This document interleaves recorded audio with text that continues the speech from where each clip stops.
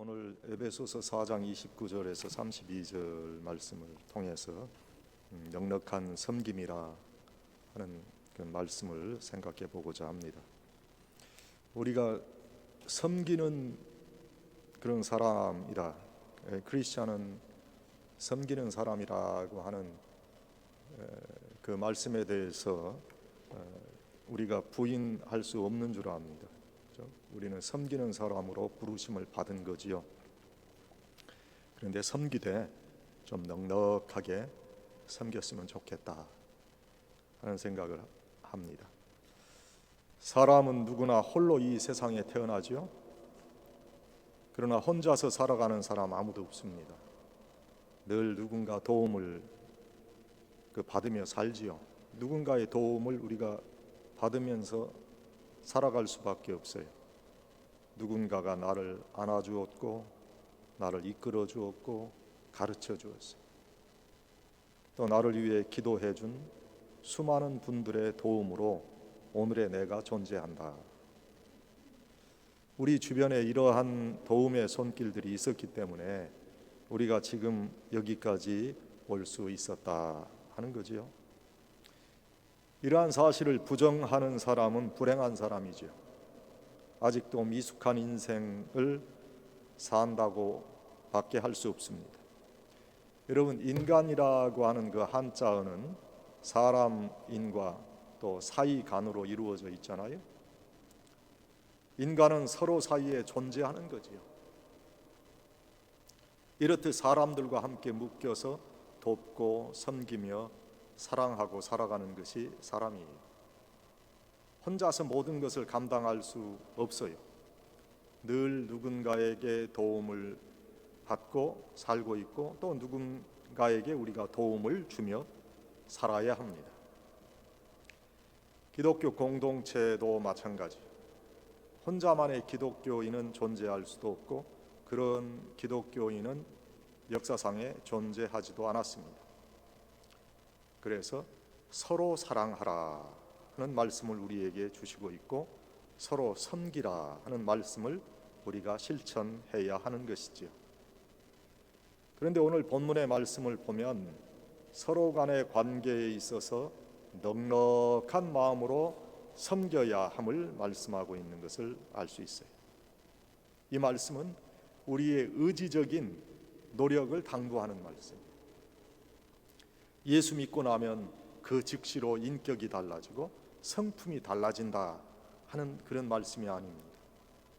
부족하고 모자란 사람이지만 예수님의 은혜로 믿음이 들어가는 거예요.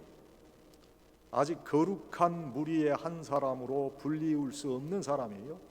그러나 이제 후로는 넉넉한 마음으로 섬기는 노력이 있어야 한다 하는 거죠. 그래서 더러운 말은 입 밖에 내지 말아야 합니다. 오직 덕을 세울 수 있도록 선한 말을 해야 하고, 그래서 우리의 말을 듣는 자들이 은혜를 누릴 수 있어야 돼요. 참 어려운 일이죠. 우리가 살아가는 현실을 보면 우리가 지킬 수 있는 그런 말씀이 아닌 것 같기도 해요. 그러나 그럼에도 불구하고 넉넉한 마음으로 이러한 말을 할 수 있는 사람으로 변화되어 가야 된다. 우리가 이러한 사람으로 살지 아니하면 성령께서 근심하신다고 말씀하세요.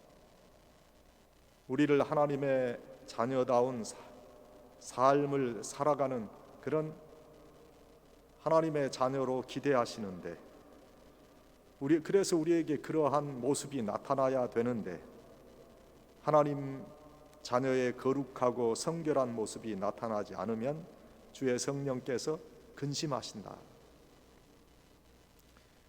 우린 보잘것없는 신분의 사람과 같지요. 그런데 하나님께서 우리를 왕의 자녀로 삼아 주셨어요.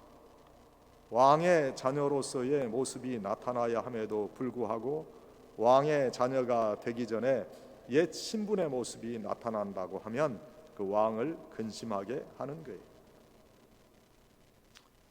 우리는 모든 악독과 노함과 분냄과 떠드는 것과 회방하는 것을 버려야 된다고 말씀하십니다.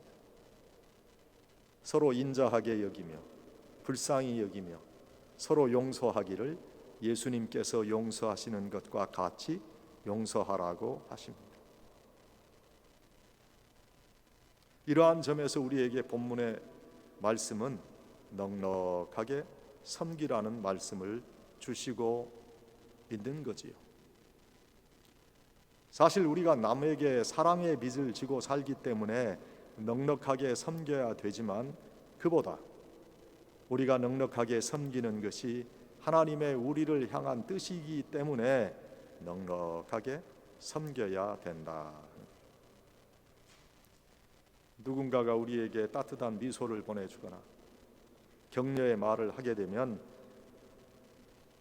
어려운 가운데도 용기가 생기는 그런 경우가 있죠. 당신 참 괜찮은 사람이야. 당신은 이 어려움을 잘 이겨낼 수 있어. 잘할 수 있어. 이러한 칭찬과 격려의 말 때문에 자신의 인생이 변했다고 고백하는 분들이 참 많아요. 자존감이 약해질 때 나는 아무 필요가 없는 사람인 것 같아. 나는 내 자신을 이렇게 생각해 보니까 참 부족함이 너무 많아. 나는 그런 사람인가 보다. 이렇게 우리가 우리의 자존감에 대해서 실망을 가지게 될 때 우리에게 할 수 있다고 하는 그런 분들을 우리가 만나면 용기를 얻게 되는 경우가 참 많아요.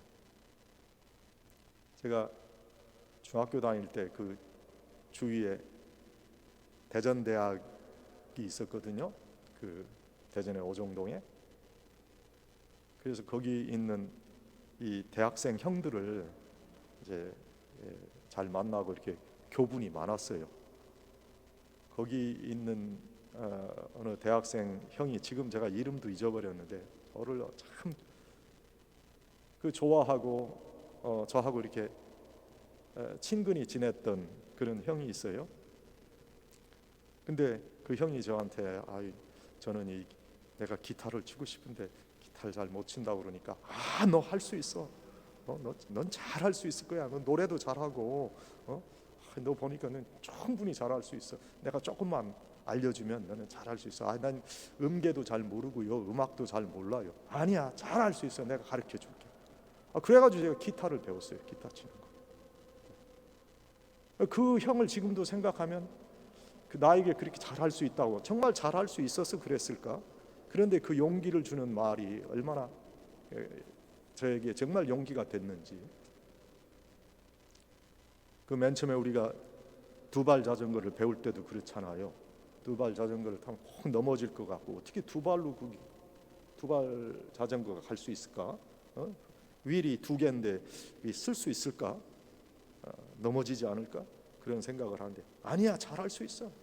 잘할 수 있어. 너는 운동신경이 좋아서 충분히 할 수 있어.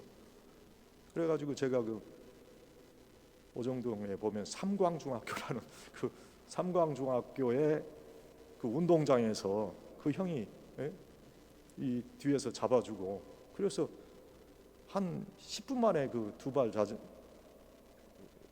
타는 걸 배웠어요. 누군가 이렇게 용기를 줄 때 우리가 정말 그 은혜를 얻고 자신감을 갖는 경우가 있어요. 누군가 말없이 자신을 도와줄 때 내 인생 참 귀하구나, 그렇게 생각하기도 하지요. 낙담하고 절망하다가도 나를 사랑하고 나를 돕고 나를 위해서 기도하는 사람들 보면서 힘을 얻는 것이 우리 인간이에요. 그러므로 우리도 남을 넉넉하게 섬길 수 있어야 돼요. 넉넉하게 도와주세요. 우리가 이민 생활하면서 누가 그렇게 돈이 많아서 남을 넉넉하게 도와줄 수 있겠어요? 꼭 물질로, 돈으로 돕는다는 것보다 따뜻한 말과 마음으로 도우면 되는 거예요. 이해하려고 노력하고, 혹시 실수가 있다면 용서하는 것이 넉넉한 도움의 시작이에요. 미시간 대학교 심리학과 교수인 브라운 박사가 베푸는 사람이 오래 산다는 논문을 발표했대요. 남을 도와주는 사람이 그렇지 않은 사람보다 오래 산다는 연구 발표예요. 그는 몇 가지 연구 조사를 통해서 다음과 같은 결론을 냈어요. 자기만 아끼고 남을 돕지 않는 사람은 남을 돕는 사람보다 일찍 죽게 될 가능성이 2배 이상 높다 하는 거예요. 무작위로 400쌍의 장수노인을 대상으로 5년간 조사를 했어요. 그랬더니 여성 중 72%, 남성 중 75%가 아무런 대가 없이 가사나 육아 등 그 섬김으로 이웃과 커뮤니티를 도우면서 살고 있음을 발견했다 하는 거죠. 그래서 그는 오래 사는 사람은 도움을 받는 사람이 아니라 남을 도와주며 사는 사람이라는 결론을 내리게 됐대요. 여러분, 오래 살기를 원하면 내가 도움을 받는 사람이 아니라 어떻게 하면 남을 도와주는 사람이 될 것인가를 생각하고 그러한 마음으로 살아야 할 것이에요. 오래 산다고 하는 것은 그건 별도로 치더라도 하나님의 우리를 향하신 뜻이 이웃을 넉넉하게 도와주라는 것이라면 그 말씀을 따라서 살아야 한다. 우리가 살아있다는 것은 함께 나누는 것을 뜻하는 거지요. 다른 사람과 함께 나누면 힘이 생기고 생기가 넘칩니다. 함께 나누면 슬픔은 반으로 줄고 기쁨은 2배가 된다고 하잖아요. 다른 사람에게 자비와 친절을 베푸는 것 쉬운 건 아니죠. 왜냐하면 인간은 원래 이기적인 존재이기 때문에 그래요. 남을 사랑하고 섬기며 돕는다는 것 정말로 힘들기 때문이에요. 우리에게 모든 것을 베풀어 주신 예수님을 바라보면서 우리도 넉넉하게 베풀 수 있어야 할 것입니다. 하나님께서는 우리 인간을 사랑하셔서 하나님 자신이 인간의 몸을 입고 이 땅에 오셨어요. 오늘이 바로 그 예수님의 오심을 기다리는 대강절의 첫 주일이에요. 예수님은 인간이 당할 수 있는 모든 상처와 고난과 조롱을 당하셨습니다. 드디어 십자가의 순환을 받으시고 죽기까지 우리를 사랑하시고 넉넉하게 우리가 구원을 얻을 수 있도록 도와주셨어요. 예수님의 공생애에서 볼 수 있듯이 예수님은 고난당하는 자, 외롭고 슬퍼서 낙담하는 자들을 초청하셔서 넉넉한 사랑으로 도와주시고 위로해 주셨어요. 자비는 영어로 kindness로 번역합니다. 친절이라고 할 수 있는 말이죠. 이것은 남에게 넉넉한 마음을 열어놓는다는 그런 것을 의미하지. 우리 마음은 넉넉하지 못해서 누군가가 우리를 비난하고 헐뜯게 되면 발끈하고 성을 내고 말지요. 그러므로 넉넉한 마음으로 받을 수 있는 사람이 되려면 성령의 은혜를 구해야 돼요. 넉넉한 마음의 크기를 주시도록, 그래서 어떠한 것이라도 담아낼 수 있는 큰 마음의 사람, 넉넉한 도움의 사람이 되도록 성령의 은혜를 구해야 된다. 어떤 분이 죽기 전에 천국과 지옥을 번갈아 가 볼 수 있었대요. 그런데 천국과 지옥이 별 차이가 없었어요. 주위의 모습이나 사람들이 다 똑같아 보였다는 거지. 그래서 베드로 사도에게 묻습니다. 아니, 천국과 지옥이 좀 달라야지 뭐 이렇게 차이가 없나요? 그랬더니 베드로 사도가 좀만 더 기다려봐라 그러더래. 식사 시간이 됐어요. 지옥에 있는 사람들이 식당에 모여 앉았어요. 그런데 보니까 팔을 자유자재로 구부릴 수가 없었어요. 그래서 서로 음식을 먹으려고 하다가 음식을 다 흘리고 결국 아무도 음식을 먹을 수 없었다 하는 거지. 천국의 식사 시간이 됐어요. 거기서도 모든 사람들이 식당에 모여 앉았습니다. 그런데 천국의 사람들도 보니까 팔을 자유롭게 구부릴 수 없었어요. 그런데 천국의 사람들은 구부릴 수 없는 그 팔을 가지고도 자기가 먹으려고 하지 않고 퍼서 남을 먹이는 거예요. 그러니까 모두 배불리 먹고 기뻐했다. 누군가가 만들어낸 이야기죠. 그러나 우리에게 시사하는 바가 큽니다.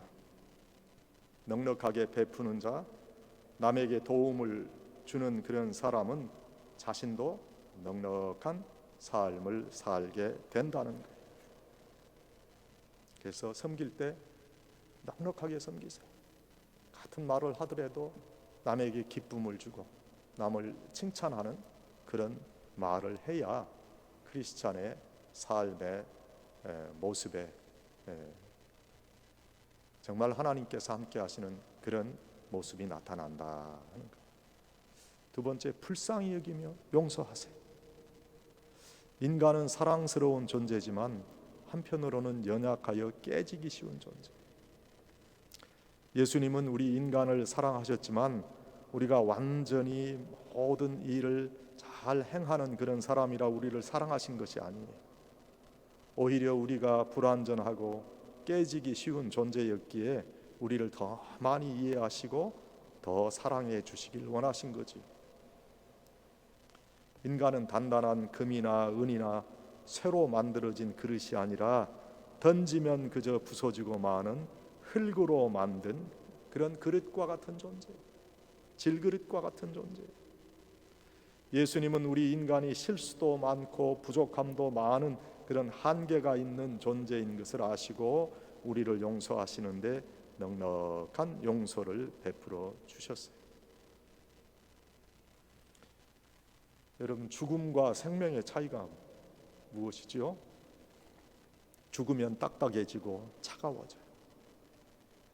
지금 우리의 손이 따뜻하고 부드럽고 온기가 있다면은 우리가 살아있다는 증거예요. 예수님은 생명의 따뜻함과 부드러움을 우리에게 선물로 주셨어요. 예수님을 통해 우리는 하나님의 사람이 됐어요. 하나님의 사람이 되었기에 우리도 하나님의 용서하심을 닮아서 용서하는 사람이 돼야 되는 거죠. 우리가 용서하지 못하는 이유는 내 안에 남아있는 죄의 심성 때문에 그런 거예요. 이 죄의 심성을 깨트릴 수 있는 용기가 있어요. 과감하게 자신의 한계를 넘어설 때 위대한 용서의 사람이 될 수 있는 거예요. 용서한다고 했을 때 내가 이 용서했는데 저 사람이 그걸 받지 않으면 어떻게 하나? 상처를 받게 되면 어떻게 하나? 그래서 내 자존심이 무너지면 어떻게 해야 하나 하는 생각 때문에 웃지 못하고 얼굴이 굳어지게 될 때가 있어요. 그래서 따뜻한 미소와 격려를 보내야 하는데도 침묵하게 되고 많은 때가 있습니다. 또 따뜻한 사랑의 손길을 주어야 함에도 주저하면서 그 자리를 회피하는 경우가 있어요. 그래서 넉넉한 용서의 사람이 되려면 자기 자신과의 싸움에서 먼저 이길 수 있어요. 그래야 다른 이들을 향한 자비와 친절이 나타나게 되는 거예요. 다른 이를 아직 용서하지 못하고 있다는 것은 아직 내가 예수님의 사랑과 용서를 실천할 준비가 되어 있지 않다는 거예요. 과감하게 이 한계를 뛰어넘어야 하는 거죠. 사도 바울을 통한 하나님의 말씀은 우리에게 분노하지 말라 그렇게 말씀하십니다. 화를 내지 말고 비방하지 말라는 말씀이, 우리가 그렇게 하면 성령은 근심하시는 거예요. 이러한 부족한 성품을 넘어설 수 있는 그런 하나님의 백성이 되어야 되겠다 하는 거죠. 우리 한국에 참 훌륭한 목사님들이 많이 있어요. 그 중에 애양원이라고 하는 나환자촌에서 그 나환자를 돌보셨던 손양원 목사님, 참 훌륭하신 그런 목사님이죠. 이 한샘 병이라고 그러죠. 그 문둥병 환자들을 요즘 한센병 환자라고 그러는데 그들을 돌보아 주셨던 분이에요. 이분이 얼마나 사랑의 섬김을 그렇게 잘 나타냈던지 사랑의 원자탄이라 그렇게 이분이 불리웠어요. 이분은 고름이 가득한 그 나병 환자들을 친히 가슴에 안고 그들을 위해서 기도해 주셨던 정말 한국 기독교의 성자이시죠. 그 애양원에 가면 그분의 유품과 유적이 그대로 남아 있는데 다음과 같은 기도문이 있다고 그래요. 오 주님, 이들을 사랑하되 내 부모 처자보다 더 사랑하게 하소서. 내 몸이 추한 지경에 이른다 할지라도 사랑하게 하소서. 이들은 버림받은 자들입니다. 부모 형제에게서 떠나 있는 자들입니다. 또 모든 사람들이 꺼리는 사람들이지만 이들을 진정으로 사랑하게 하소서. 참으로 사랑하여 종말까지 실어버리지 않게 하소서. 내가 쫓겨나가 버림을 당하게 된다 할지라도 남은 세월을 그들을 위해 기도하는 참다운 신앙을 갖게 하소서. 우리가 비록 이 손 목사님 같이 되지는 못한다고 할지라도 우리의 이웃에게 따뜻한 미소 한번 지어주고 격려의 말 한마디 할 수 있지는 않을까요? 나에게 상처를 주는 사람이 공동체 안에 꼭 있어요. 아픔을 준 사람들이 있어요. 내 일생에. 그들 때문에 내 삶이 힘들었어요. 지금도 가슴에 응어리가 맺혀 있어서 그 응어리를 풀 수 없을 때가 있어요. 그런데 그들까지도 사랑할 수 있는 용기를 가져봐야 예수님의 말씀을 실천하는 것이다. 성경에 나타난 용서의 대표적 인물은 애굽의 총리 대신을 지낸 야곱의 11번째 아들인 요셉이지요. 그는 자신을 애굽으로 가는 대상들에게 팔아버렸던 형들을 다시 만나게 되잖아요. 그 형들을 용서함으로 용서하는 사람의 귀감이 된 그런 위인이에요. 요셉은 용서함으로 가슴에 맺힌 한을 풀게 됩니다. 우리가 예수 믿는 사람으로서 선행과 구제와 전도는 다 못할 수도 있습니다. 그러나 이 용서는 하나님의 자녀가 된 이상 절대적으로 실천할 수 있어야 합니다. 이웃과의 관계에 있어서 맺힌 것 있습니까?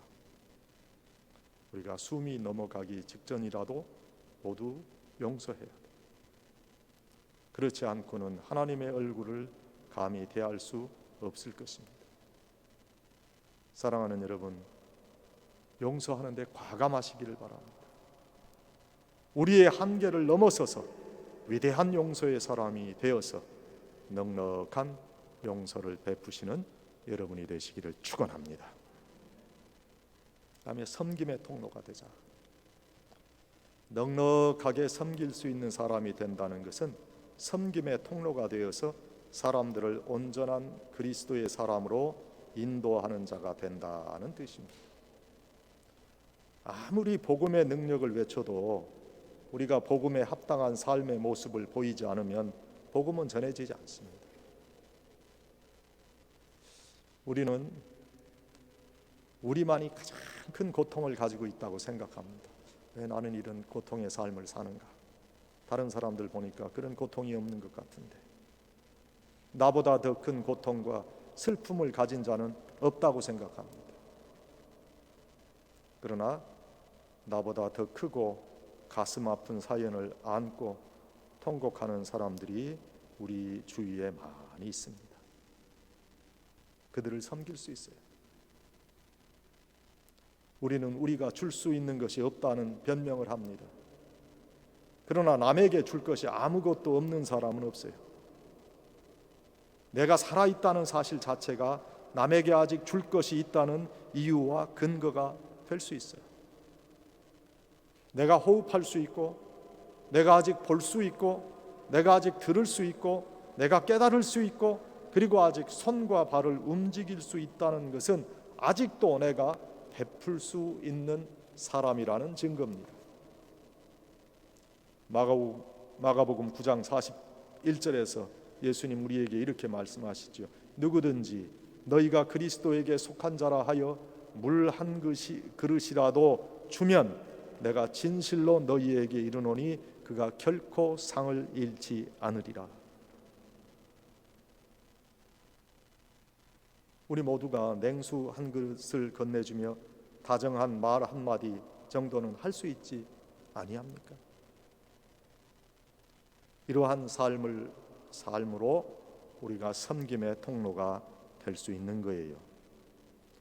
오늘 본문의 사도 바울을 통한 권면은 조금 더 성숙한 섬김의 통로가 되어가는 성도들에게 주신 말씀입니다. 우리 더러운 말은 너희 입 밖에도 내지 말고 오직 덕을 세우는 데 소용되는 대로 선한 말을 하여 듣는 자들에게 은혜를 끼치게 하라. 이처럼 하나님께서는 우리가 친절한 사람, 착한 성도가 되어서 다른 사람을 불쌍하게 여기며 섬김의 통로가 되어서 하나님께 영광을 돌리라고 하시는 거예요. 섬김의 통로가 되기 위해서는 친절한 사람이 돼야 돼요. 말을 붙이기도 어려운 그런 모습 보이지 말고 좀 저분에게 다가가서 내가 말을 좀 해봤으면 좋겠다 하는 그런 모습을 보여야 되는 거지요. 따뜻한 마음을 가지고 온화한 말로 주위의 이웃에게 다가가야 돼요. 일생을 어려운 이웃들을 위해 섬김의 삶을 사신 분의 글이 있어서 소개를 합니다. 당신이 가는 곳마다 사랑을 퍼뜨리십시오. 무엇보다도 당신의 집에서부터 하십시오. 당신 자신이 하나님의 친절을 보여주는 살아있는 표현이 되십시오. 당신 얼굴의 친절을, 당신의 눈의 친절을, 당신의 미소의 친절을, 그리고 당신의 따뜻한 인사에 친절을 보여주십시오.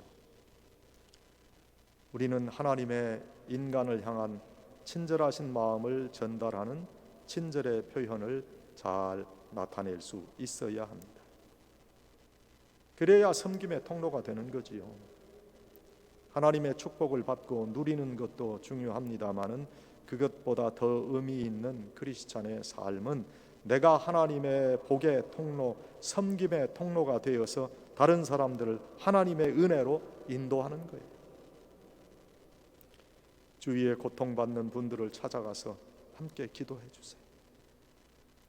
마음이 답답해서, 사업에 실패해서, 시험에 떨어져서 깨어진 인간관계 때문에 힘들어하는 이웃이 있다면, 그들이 여러분의 눈에 들어온다면 주저하지 말고 기도해 주세요. 그게 친절입니다. 그것이 그리스도 안에서의 섬김의 통로가 되는 길입니다. 섬김을 멀리서 찾지 마시고 가까운 곳에서 섬김을 찾아보시기 바랍니다.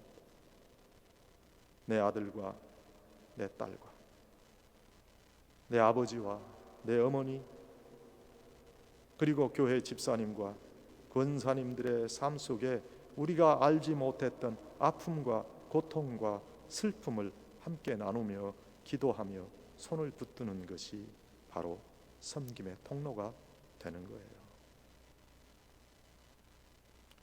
이거 목회자만 할 일이 아닙니다. 장로님, 권사님들의 일만도 아닙니다. 누가 해야 되고 누구는 책임이 없고 하는 변론은 무익한 거지. 우리 모두 누구라도 성도의 아픔, 이웃의 고통을 느껴보았다면 아낌없이 여러분의 배려와 마음을 주세요. 우리가 이런 기도를 해야 될 거예요. 저희 교회가 섬기는 교회가 되고 베푸는 교회가 되게 해주시고 섬김에 베푸는 성도들이 되게 해 주십시오. 우리들이 모두 하나님의 섬김의 통로가 되어 우리를 통해 하나님의 자비와 긍휼과 축복이 이 땅에 나타날 수 있게 해주세요. 많은 이들이 예수 그리스도의 구원의 은혜를 누릴 수 있기를 바랍니다. 하나님께서 우리에게 허락하신 놀라운 사랑을 베푸는 것이 가장 큰 기쁨인 것을 체험하는 성도들이 되게 해 주시기를 바랍니다. 진정한 기쁨은 섬기는 삶에서 오는 겁니다. 나만 알고 나만 위해 쌓아두는 것은 하나님의 마음이 아닙니다. 넉넉한 마음과 넉넉한 말로 다가설 수 있는 섬김의 통로들이 다 되시기를 바랍니다. 여러분들이 넉넉한 섬김의 삶을 사시기를 바랍니다. 여러분 넉넉하게 도와주시기를 바랍니다. 우리의 이웃을 불쌍히 여기고 용서해 주시기 바랍니다. 그리고 축복의 통로가 다 되시기를 간절히 축원합니다.